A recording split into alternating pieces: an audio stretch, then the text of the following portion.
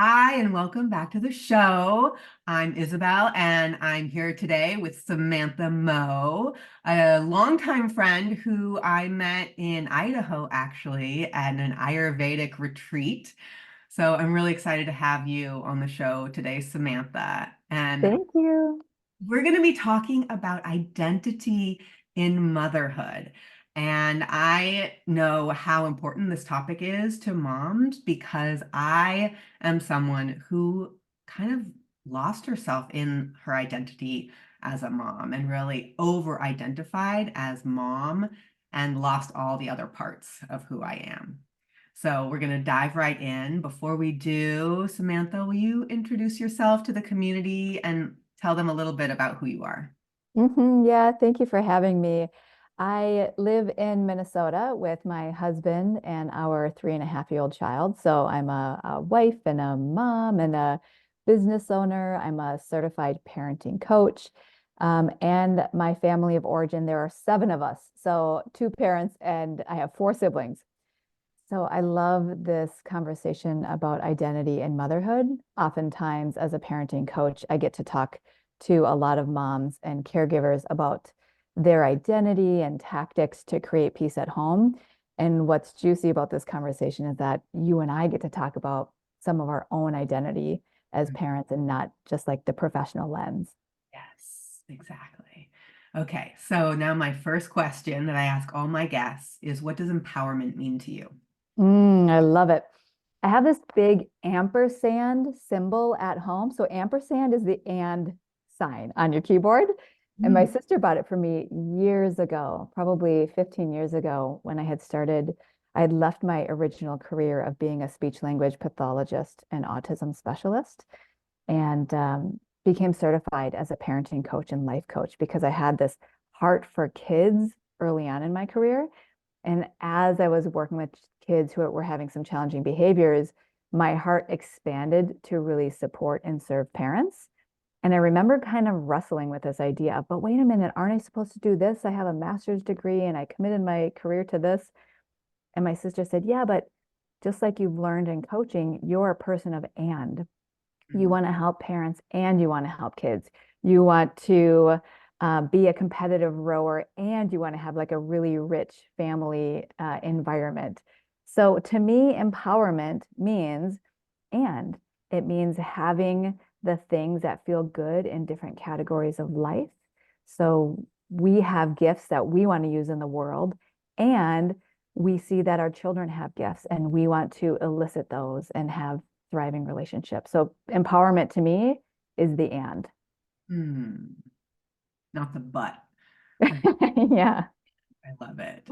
I love it. So how does the and say what is it called again? The ampersand? Ampersand. Ampersand. What is that? How does that apply to identity inside of motherhood? Yeah, well, if we start looking at, I'm gonna kind of dance here personally and professionally, okay? So inside of motherhood, what does the and look like? I first think about how we might choose to parent and what are the values that we have for our children. I'm pretty crunchy. I like simplicity. We have limited screen time and sweets in our home. We spend a lot of time in nature. And when I think about the identity of motherhood, because I have a lot of background in understanding child development, and then I have these personal values of mine, I feel like the and is creating a situation where my child is thriving and myself and my husband are thriving as well. Is that always the case? Or have you reached a point where everyone is like at this balanced, harmonious state? Moments. Yeah. Yeah. Yeah, it's moments of it. It's like balancing what I know about kids needing to feel empowered. Like, how do we play with them in a way where we're not coming in and turning on our like entertainment face and high affect and energize them and come up with silly things, but realizing like, well, that's exhausting. And so, how do we meet this need of playing with children so that they feel empowered and they have a voice and they get to boss us around in this like play setting, but also like all of the burden and all of the pressure and all of like the creation energy isn't on us. And want to ask how. Tell me Yeah. how. Oh, yeah, yeah. Well, whenever, yeah, when I think about play, when I was working with kids, so I became a mother when I was 38 years old. Some people like to have labels around that, such as um, geriatric. I had a healthy pregnancy, a conception and pregnancy. And when I was not a mom and I was working with kids for 8 and 10 hours a day, one of the things that I understood was in that a child's natural interests is their best vehicle for growth. So, for example, if I was playing with an 8-year-old who had a hard time communicating and they would act out their feelings rather than talk it out because they didn't have the words to express themselves, if they loved something like Thomas the Train Engine, I used to think that I had to create this really big environment of the train tracks and what is the Thomas the Train Engine going to do and what are his friends going to say next. But when I learned from a play therapy perspective that really their interest is the vehicle for growth. So if I can engage in something more parallel and save my breath, like if the child is running the train track up or the train up the wall and just humming, I can do parallel play in something like that and not have to try to rack my brain on what exactly should I do next. So being with kids and following their lead empowers them and subconsciously teaches your interests matter. And I can trust development and child development to know that being with you and creating space for you to be you without me having to push my 50-50 introverted, extroverted edge. Like I didn't have to push the extroverted edge too far to like do the best by a child. We could just have time together in a really genuine way. And the authenticity that the child is able to feel like it's okay for me to be fully me in this moment. My mom, Mm-hmm. or my parent or caregiver doesn't need me to be any different than I am. Mm-hmm. Exactly. That's so beautiful. And that really parallels the work I do with women and mothers. Kind of, yeah, I hold the space for them so that also do parallel play. They're doing Mm-hmm. and we're together. We're doing our own things, but together. And they can be as messy or as overwhelmed as they need to be so that they can experience the fullness of whatever the moment is bringing up. Yeah, that's right.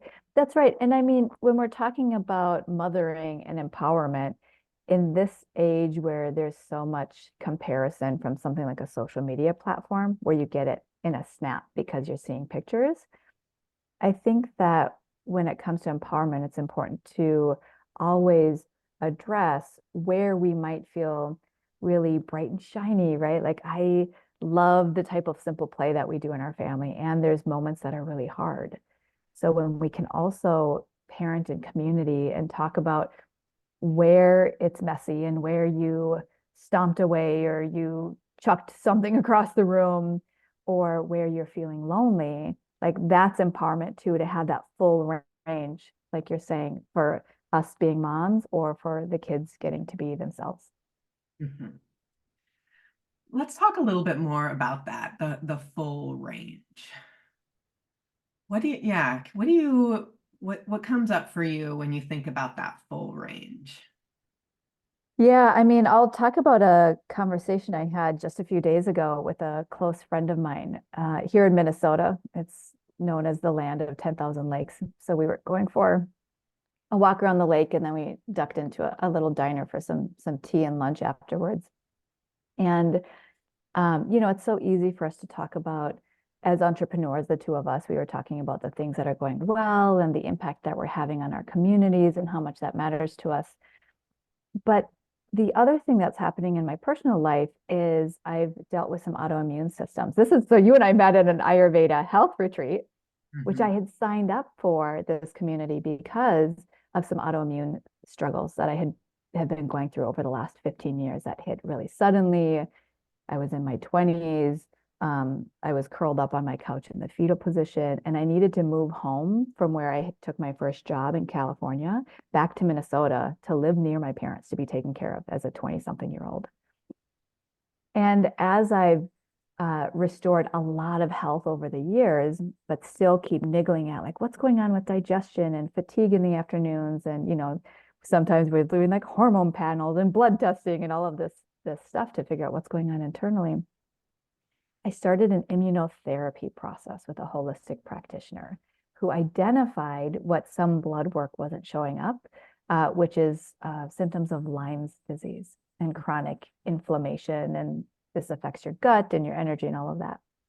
And so, as we're talking about the impact of that we're each having in the world, she asked a question about like, and how are you feeling? Mm. And it's such an important question for moms to ask moms or sisters to ask sisters, girlfriends to ask, like, how are you feeling? And the tears just started rolling down my face because she asked me the right question about the thing that I don't always present with on the surface. Mhm. And I was talking about, the illness of Lyme's itself is like a low vibrational illness, like the microbe or the parasite or the virus or whatever. I don't even know what it would be classified as. But it's a lower vibrational bug inside of my system. And I was feeling lonely. And I just said, I'm really in touch with this feeling of loneliness, no matter that in 10 years I've worked with nearly 1,000 diverse families, no matter I'm certifying professionals to become parent educators and coaches, no matter I have social time in a really supportive family environment, like I'm feeling really lonely. So I think that going deep and asking the right questions for each other is also really empowering. Mhm. And being around other women who aren't afraid of your feelings too, sounds like. Mm-hmm. That's right. And she's a mental health practitioner and Mhm. does guided experiences with people and is a somatics practitioner, really an expert in it. And I think the tears probably flowed down my face for 3 or 4 minutes, and she just sat there, eyes across the table on me. And I'm like, oh, no squirming out of this one, just holding that space. Yeah. I like just want to take that in, the gratitude that I have for the chosen sisters in my life that can hold that space for me too, and acknowledging that not everyone has that. Yeah. Yeah. Well, and we think about like what's one of the phrases? It takes a village to Yeah. raise a child, right? And we think about the child inside of us. When my child is screaming because he's hungry and he didn't get great sleep last night, and I'm trying to make breakfast and knowing that we're trying to get out the door in the next however many, whatever that next time period is, knowing that the frustration that I had as a kid with repressed feelings or not being attended to, like all of that's going to be present in the moment when my kiddo is having big feelings as well. Hmm. Yeah, and it really does take a village. I noticed that sometimes the village comes from the inside too. So we can cultivate like village mates on the inside. This month, which is February, inside of my membership, we're invoking the shining inner sister, which is this part of us who can come up and forward to support those other parts, which when they're lonely, when they're overwhelmed or sad. I'd love to hear your take on how we can be resourceful from the inside out. Yeah, it's such a good question. I think we all operate differently, of course, right? Like I am somebody who likes to hire body workers. Mhm. And so for years in my 30s, I did a lot of journaling and setting intentions and meditating and going to yoga classes. And then I started finding really cool healers around me who would do like Mayan abdominal massage and different types of. Currently, I'm doing something called harmonic egg, which is like this big wooden shaped egg covered, like made out of a certain type of a wood. And there's lights and there's sound therapy. And you go in there with intentions of, are you opening your heart? Are you feeling grounded in your root chakra? And so for self-talk, I find that it's easier for me to understand where some of my blockages or my self-sabotage comes in because of really wise healers that I'm working with that process alongside me. And I think back to when my child was under the age of 6 months, and I was feeling really triggered by around the clock crying and some difficulty with his own digestion and feeling grounded. And the way that I've said it to healers is like, it seems like my child at times is having a hard time letting my love in. Like I'm coming in super loving, super present, at the expense of some of my own wants and needs, which is part of attachment parenting in those early years, in months especially, where you're creating a space for them. And I remember having a body work session, and she was like, so you're trying to help your child feel safe and for your child to feel heard. And how are you feeling when you're bouncing on the ball and he's crying nonstop? And I'm like, I'm afraid. And whatever it was I was afraid of, right? So for those of us who had kiddos with birth trauma or a hard time with latching or weight gain, like was part of our story, the thing I was afraid of was life or death. It was like contentment, it was health, it was survival.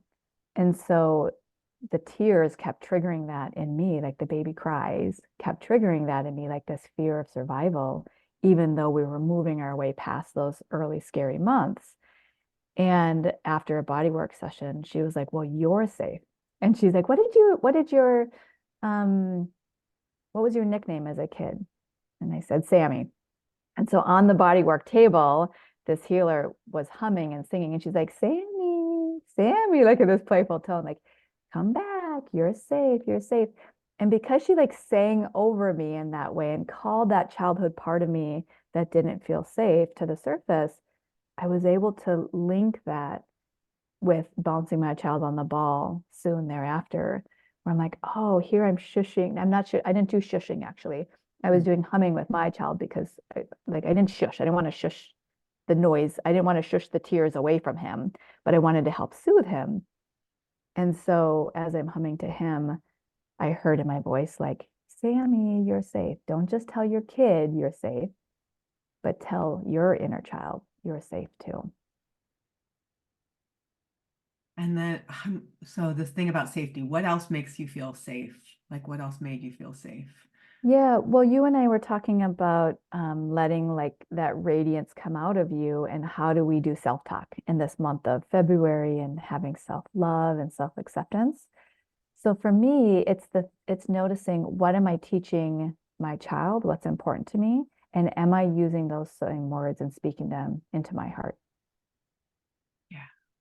And what it sounds like to me that I'm also hearing is, can your inner child be open to your love too? Can you let that? Ooh, that's it. That's it. I suspect that Lyme's disease has been in my family for generations. We're living in Minnesota. There's a lot of deer ticks around here. We spend a lot of time outside. And it's been an interesting exploration for me to understand. So if I'm feeling sick inside with this, my immune system's struggling to deal with the load that the Lyme's disease has brought into my life, it also quiets me. It quiets me. I can't always go out and be a go-getter like I like to be as a type A personality sometimes. Or I'm an Enneagram 2 helper, so I can't always like go out and help people if I'm having phases of fatigue. Um, and so I forgot where we were going with that. I forgot what your original question was. Well, my question was about, is your inner child, can your inner child receive the love? That's right. That's right. That's right. So, in exploring some of the ways that illness might manifest in our bodies or in our mentality, it felt like Lyme's disease was a way for me to get quiet and realize the women who came before me in my family, and were they allowed to shine? Did they have the energy to really like be out there and accomplish the dreams that they had in their lives? And once I began exploring that, I started understanding that it feels safe to speak to what's happening inside. It feels safe to share where we're vulnerable or where we're not feeling well. This is really up for me. And just to circle back around to identity, is it safe to be me? Is it safe Mm, to show this aspect of me? Because we're not the same. Like every moment we're changing and mm, the one consistent thing we can count on is change, right? But mhm. is it okay for me to just show up as myself? Yeah, I mean that to me is that ampersand symbol. Like, can you be who you were up until now and have the flexibility and permission to step into what's important to you now as we're mining the gems of who we are deep inside and uncovering that? I mean, that's the question and the permission and the journey. And for me, my honest answer would be with some people I can sometimes, and with some people I can't ever. And they're still in my life, but there is a very protective, there's a wall when I'm around certain people. And that's me being authentic in that relationship. Um, but it's not the same in all of my relationships. So this is where our identities can also be fluid, and we're not the same person in every situation. Hmm. Yeah, and I mean that's how we are when we're thinking about ourselves and as individuals in our own standing, like on our feet, like in our bodies. And it's the question and the conversation about parenting as well. When you're a mom, my curriculum is the Mad to Glad blueprint. Yeah. And there's a statewide behavioral and mental health agency that I signed a partnership agreement with last year so that the families that they're working with, they work with 10,000 families a year. And they want to license my curriculum so that therapists on site can guide families. We're going to translate my material into some other languages so that they can guide families with other cultural backgrounds and contexts through ways of creating positive connection and peace at home. And so some of this process for understanding how we parent if we have different identities, cultural backgrounds, religious backgrounds, financial, educational, gender or sex, family circumstances, all of these identities influence how we show up in any given moment. And in parenting, this has been such a fascinating exploration for me personally the last 6 months, partnering with this agency, because there are some families where it makes sense to do something like I was saying, like follow your child's lead in play. And there are other families when asked the question of who is allowed to play given your personal background. And Mm. some families are like, the elders are not allowed to play. And so this is an interesting concept for me to be exploring versus some other individuals will say, the elders are the ones who play. So I need to make my way to that status Mm. and then I'll be able to play. So who do we get to be as parents um, around our family members in public versus behind closed doors? And I think that's a fun exploration. Oh my goodness, this is so interesting. In my family of origin, my dad got to play. So the men got to play. And I saw the women doing a lot of the childcare and a lot of the house stuff. Um, Mhm. the dad went off and literally played and had fun and went and traveled. So it's interesting how those things begin to like stick to us too.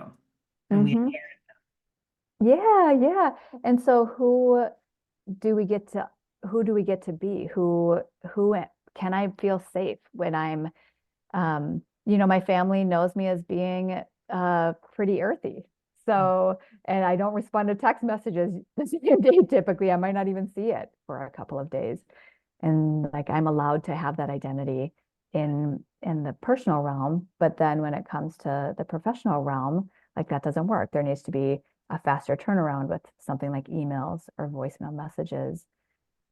And I don't know that it feels kind of like an idealistic consideration think that we might be able to be safe everywhere, or like there should be a medal of achievement, maybe not achievement, but like, oh, I'm doing the right thing if I get to be myself in all contexts. And I don't know that any human gets to live without code switching or masking parts of who we are, depending on the setting that we're in.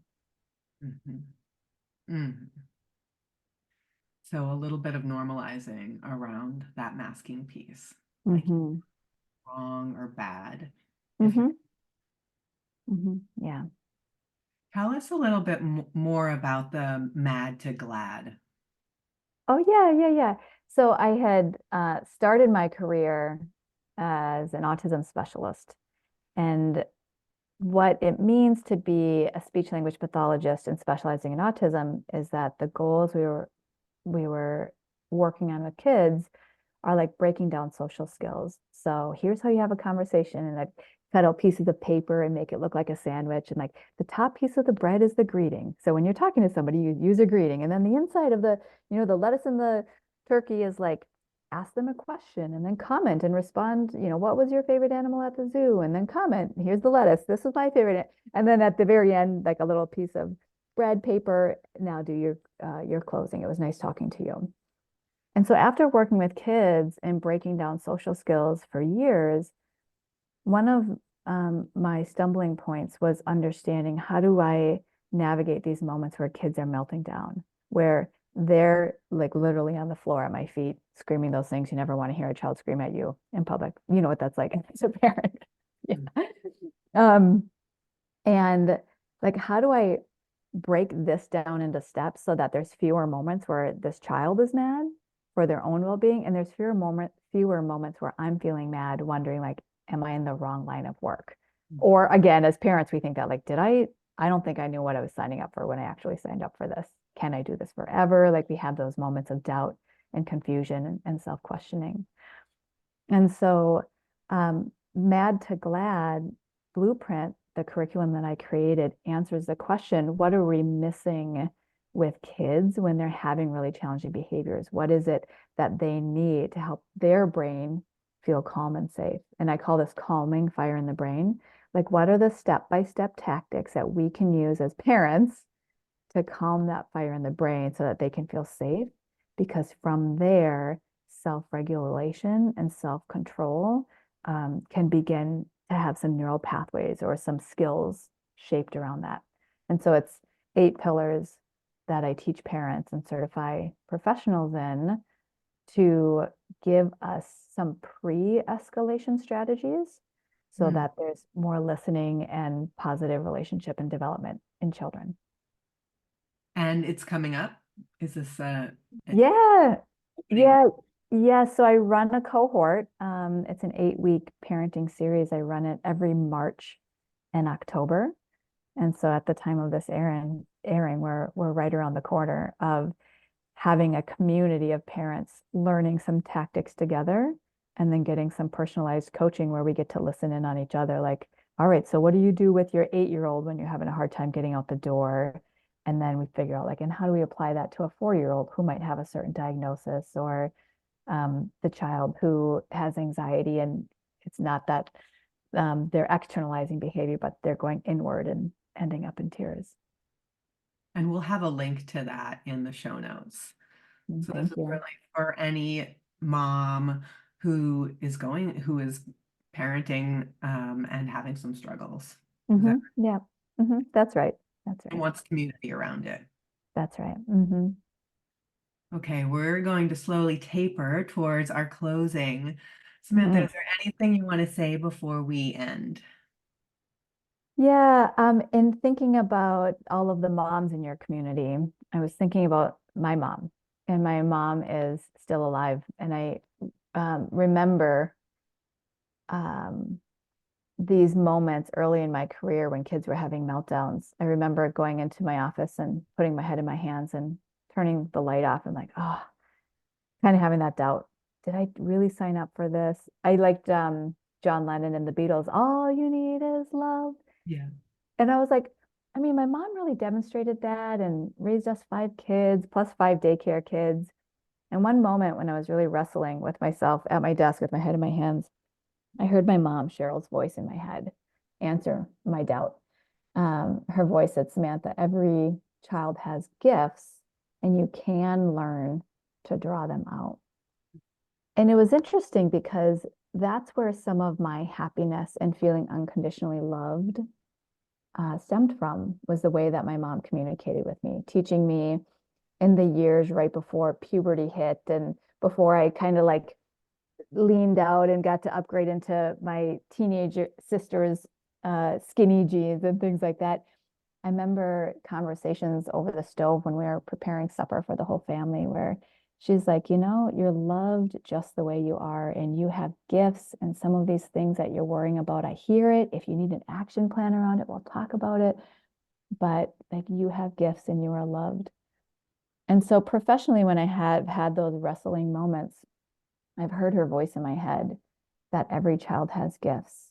And I kind of want to leave that with the moms in your community, because I think we all benefit from words of an unconditionally loving mother, whether we need that now as grown-ups, or we needed that when we were kids, or we need that reminder and model as we're raising our own children, is to remember that as you are, you have gifts and your child has gifts, and taking care of yourself as a mom is like one of the gifts that you can also give to your child. Mm. So, so beautiful. I'm just, I want to pause there, sacred pause. That's so, so important. Mm. Mm. Okay, now my last question. What's a next empowering action you'd like to invite our listeners to take? Yeah, I created this free parents workbook called How to Make It Better. And sometimes in parenting, it can feel a little bit like we do a lot of research, right? We all look online at parenting tips and we're reading books, and we're all kind of known for, I think parents are really devoted. Like we're known for talking to the school teacher on how to make life better for our kid, or talking to a medical professional. And if you have a kiddo who's having a hard time with something, or you're feeling like you're struggling as a mom, the the workbook that I created is filled with reflection questions to give you a sense of what would be a starting point for you to make things better in your home. Is it something related to play? Is it something related to calming the fire in your child's brain, or calming your own fire before even attempting to influence your child's behavior and mood? Or is it even something more like, I feel like I'm getting walked all over and I need some positive discipline and some boundaries. The How to Make It Better workbook has reflection questions to give you a starting point. And so we'll put a link to that so that you can tend to that in your own private and tender space if you feel like you're looking for a starting point to move things in a more positive direction in your family. Wonderful. Thank you so much for that. Thank you for being here with me today. And Thank you too. to our next conversation. Yeah, thank you. Take care. Bye. Bye.